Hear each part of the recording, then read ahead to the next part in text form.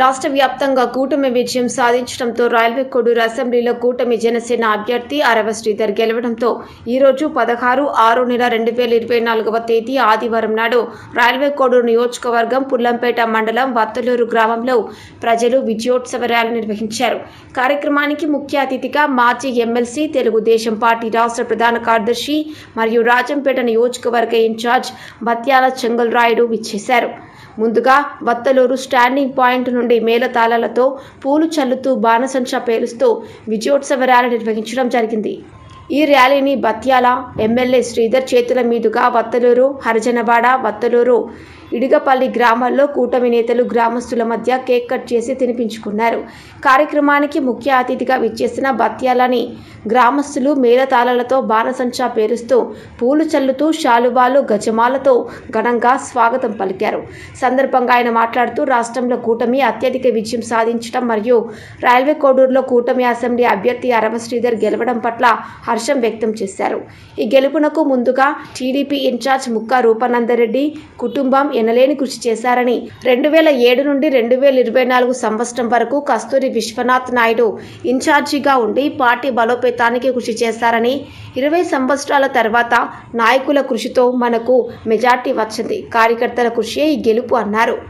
అలాగే వత్తలూరు పంచాయతీ పరిధిలోని ఇడిగపల్లి, అరుంధతివాడ, లేబాకువారిపల్లి గ్రామాల్లో ప్రజలు నీరు, రోడ్ల సమస్యలను ఆయన దృష్టికి తీసుకురాగా ఆ సమస్యలను ఎమ్మెల్యే అరవ శ్రీధర్, టీడీపీ ఇన్ఛార్జ్ ముక్కా రూపానందరెడ్డితో కూడా చర్చించి వాటి పరిష్కారానికి కృషి చేస్తానని హామీ ఇచ్చి భరోసా కల్పించారు.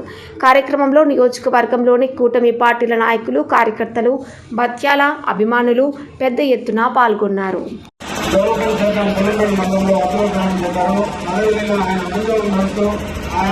ఆయన తీసుకొని మన గ్రామంలో ఏదైతే నీటి సమస్య కానీ, మన రోడ్ల సమస్య కానీ, ఏ సమస్య ఉన్నా పెద్ద తీసుకెళ్లి ఆయన దగ్గర పెట్టుకుని ఈ వత్తలూరు గ్రామ పంచాయతీ డెవలప్ చేస్తానని మీ అందరూ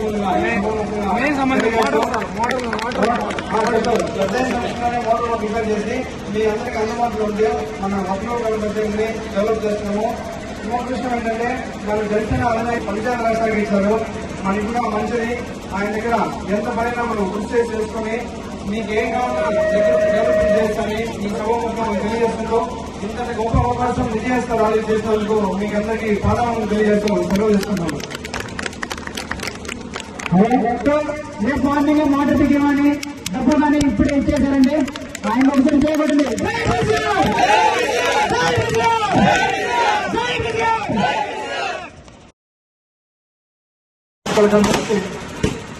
ఈరోజు విజయోత్సవ సభలో పాల్గొన్నటువంటి ప్రతి ఒక్క అసెంబ్లీ నియోజకవర్గం తెలుగుదేశం, జనసేన, బీజేపీ తరఫున ప్రత్యేకమైనటువంటి ధన్యవాదాలు. మీకు తెలుసు 2007 నుంచి 2024 జనవరి 17వ తేదీ వరకు విశ్వనాథ నాయుడు గారు ఇన్ఛార్జిగా, అంతకుముందు కక్కా నారాయణ గారు ఇన్ఛార్జిగా ఉంటూ తెలుగుదేశం బలోపేతాన్ని కృషి చేశారు. వారి తర్వాత 2004 నుంచి 24 వరకు తెలుగుదేశం కోడూరు నియోజకవర్గంలో కనపడకుండా పోయింది. 2024 జనవరి 18వ తారీఖు నాడు రూపానందరెడ్డి గారు తెలుగుదేశం పార్టీలో చేరి తన వంతు కృషి చేసి ఈ కోడూరు నియోజకవర్గాన్ని జనసేనకు అలాట్ చేసినప్పుడు అభ్యర్థిగా మన శ్రీధర్ను నిర్ణయించి గెలుపుకు ఎనలేని కృషి చేసి వారి కుటుంబం, ఆ కుటుంబ సభ్యులకు, గతంలో తెలుగుదేశానికి పనిచేసినటువంటి విశ్వనాథ నాయుడు గారు కావచ్చు, బాలాజీ కావచ్చు, వారికి స్థానికంగా పనిచేసినటువంటి మూర్ఖులతో పోరాడినారు. విజ్ఞానవంతులైనటువంటి మనం మూర్ఖులతో పోరాడి వారి దౌర్జన్యాన్ని ఎదుర్కొని వారి దౌర్జన్యానికి అడ్డకాలేసి పుల్లంపేట మండలంలో మెజార్టీని సంపాదించుకోగలిగినాం. ఉదయాన్నే 4 గంటల నుంచి వారి అరాచక, కిరాతక, పైచాచిక కార్యాలన్నీ తెలుగుదేశం కేడర్ మీద, ముఖ్యంగా మన గంగిరెడ్డి అంటే సుబ్బారెడ్డి అన్న కొడుకు కందిరెడ్డి ఆయన్ను చిత్తక బాజారు. అదేవిధంగా మన సుబ్రహ్మణ్యాన్ని కళ్ళల్లో బొరకేశారు, తప్పుడు కేసులు పెట్టారు. దళవాయిపల్లిలో దౌర్జన్యం చేసి తప్పుడు కేసులు పెట్టారు. ఈ వయసులో సుబ్బారెడ్డి అన్న మోటార్ సైకిల్ వచ్చి పోలింగ్ కేసులు ఏజెంట్ గా కూడా కూర్చున్నారు.